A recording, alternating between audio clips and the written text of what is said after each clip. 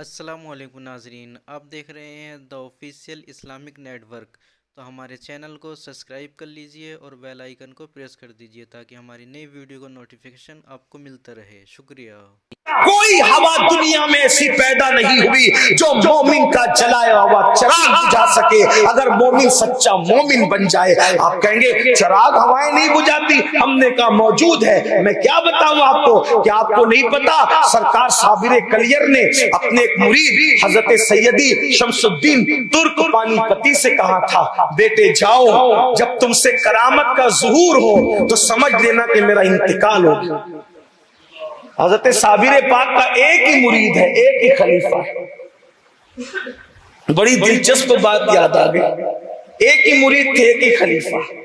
एक बार किसी ने आगे कहा, हमारे पीर साहब के तो इतने मुरीद हैं जैसे आसमान पे तारे।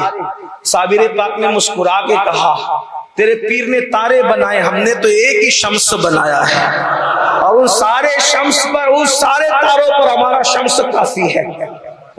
तो फरमाया जिस दिन तुझसे करामत का ज़ुहूर हो समझना कि मेरा इंतकाल। बहुत रोए, कहा कि बेटे अल्लाह वालों की मौत पे रोया नहीं करते। जब रूह का पंछी जिस्म के पिंजरे से निकलता है तो उसकी परवाज और बढ़ जाती है, ताकत और बढ़ जाती, फैज और बढ़ जाता है, रोना नहीं जा। और उसके बाद फिर करामत का क्या सुदूर हुआ, करामत का क्या ज़ुहूर हुआ। वो गए और खिलजी जो है वो आमिर के किले पर हमला कर रहा था, बार बार वापस आ रहा था, हमला कर रहा था। आपने नौकरी इख्तियार कर ली और खिलजी दुआ करने लगा, अल्लाह ये किला फतेह नहीं होता, करम कर दे। ख्वाब में दिखाया गया, उठ और देख तेरे लश्कर में एक अल्लाह वाला है, वो दुआ करे तो तेरा काम बने।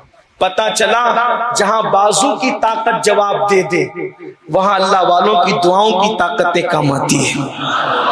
जहां तलवारें नाकाम हो जाए, वो अल्लाह वालों की दुआओं की कुव्वत काम करती है। खिलजी उठा, उठने के बाद क्या देखा, बारिश आ रही है और बारिश के बाद तूफान शुरू हो गया है। उसने देखा तूफान के अंदर खैमे उड़ गए, ये उड़ गया, वो उड़ गया, लेकिन उसने हिम्मत करके उस उड़ती हुई आंधी और तूफान के माहौल के अंदर जब देखा तो ये सब कुछ उड़ता है, लेकिन एक ऐसा मर्द कलंदर है जिसका चिराग आंधी भी बुझा नहीं पा रही है, और वो उसकी रोशनी में कुरान की तिलावत कर रहा है। गए और जाकर कदम पकड़ा, कहा आप ही दुआ करें। कहा आपको मुगालता होता है, धोखा होता है, मैं क्या दुआ करूं, दुआ करने वाले तो और है। तो कहा तवज्जो तो करें, आंधी जिसका चिराग नहीं बुझाती, अब वो भी दुआ न करेगा तो कौन दुआ करेगा।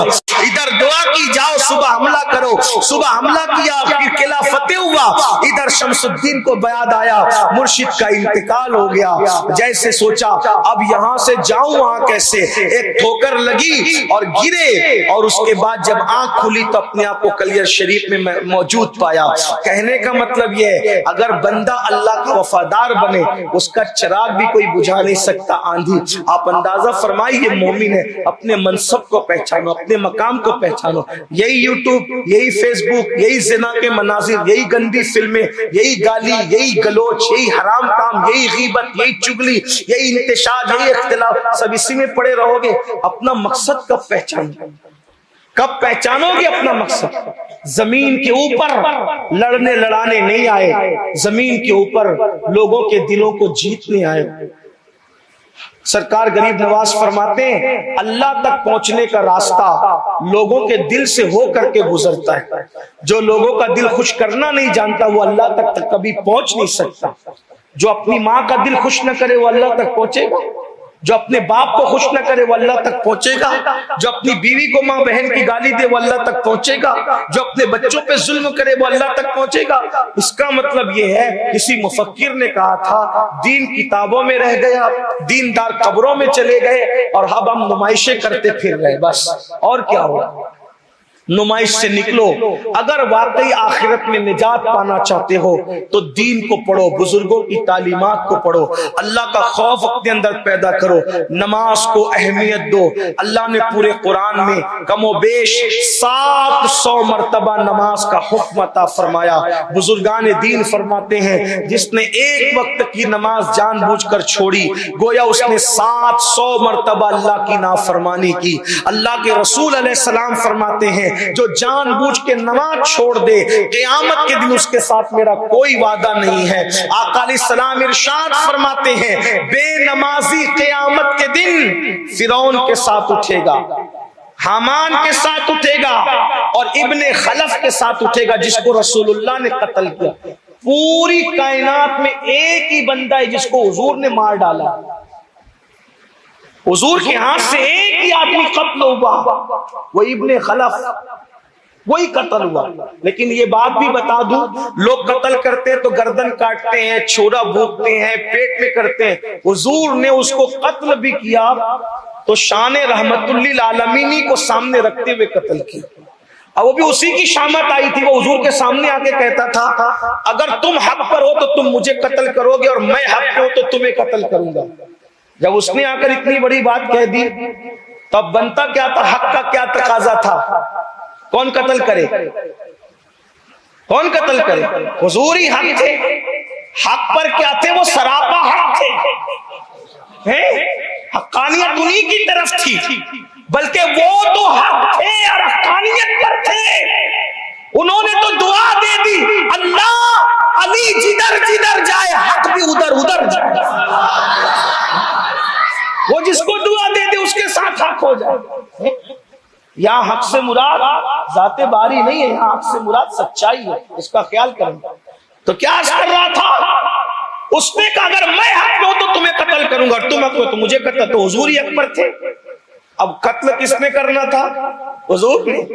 तो हुजूर ने क्या किया, ना गर्दन काटी, ना हाथ काटा, ना पैर काटा, एक नेजा लिया बल्कि तीर लिया और उसको चुबा दिया, सिर्फ चुबा दिया और पूरे मैदान में तिलमिलाते फिरता था। तो अबू जहल ने उसको बोला तू मर्द है कि नामर्द है? उन्होंने एक नेजा तीर चुबोया और तू इतना चिल्ला पुकार कर रहा है? सिर्फ नेजा ही चुबोया, तीर ही चुबोया है। तो इब्ने खलफ ने क्या कहा पता है, तुझे चुबोते तो पता चलता कि चुबोया किसने है। वल्लाह उन्होंने तो तीर चुबोया है, वो ऐसे हैं अगर थूक देते तो भी मैं मर जाता। दुश्मन भी उनकी ताकत कहते हैं। तो लेकिन बहरहाल हुजूर अलैहिस्सलाम ने एक ही इंसान को कत्ल किया, इब्ने खलफ, ठीक। और बेनमाजी किसके साथ उठेगा? फिरौन, हामान और इब्ने खलफ के साथ। अब बताओ जब ऐसों के साथ उठेगा तो उसका अंजाम क्या? अल्लाह के रसूल सल्लल्लाहु अलैहि वसल्लम इरशाद फरमाते हैं जो जानबूझ के नमाज छोड़ दे वो अल्लाह की अमान से बाहर कर दिया जाता है, अल्लाह अमान की चादर उससे हटा लेता है। मेरे भाइयों, जब कोई अमान न दे तो अल्लाह अमान देता है, और जब अल्लाह अमान उठा ले, इतना याद रख। बस बात खत्म करते हुए अर्ज कर रहा हूं, देखो पूरी दुनिया दुश्मन हो जाए और अल्लाह अमान दे, कोई कुछ नहीं कर सके। और अगर अल्लाह अमान उठा ले और पूरी दुनिया दोस्त हो जाए, कोई इज्जत नहीं। देखो पूरा मक्का दुश्मन है, तवज्जो है, पूरा मक्का दुश्मन है। अल्लाह का वादा है हम बचाएंगे। दो हस्तियां गार में बैठी, दुश्मन ढूंढने आ रहा है, बचाया किससे? फौज से, लश्कर से नहीं। उलमा से पूछिए सबसे कमजोर चीज दुनिया में क्या है? कुरान ने कहा तारे अनकबूत से कमजोर दुनिया में कोई चीज नहीं है। कुरान कह रहा है। और ये तारे अनकबूत क्या है? मकड़ी का जाला। छोटा सा बच्चा भी अगर उंगली कर दे तो वो जाला टूट जाता है, इतना कमजोर है। लेकिन अल्लाह बता रहा है अगर मैं बचाने पर आऊं तो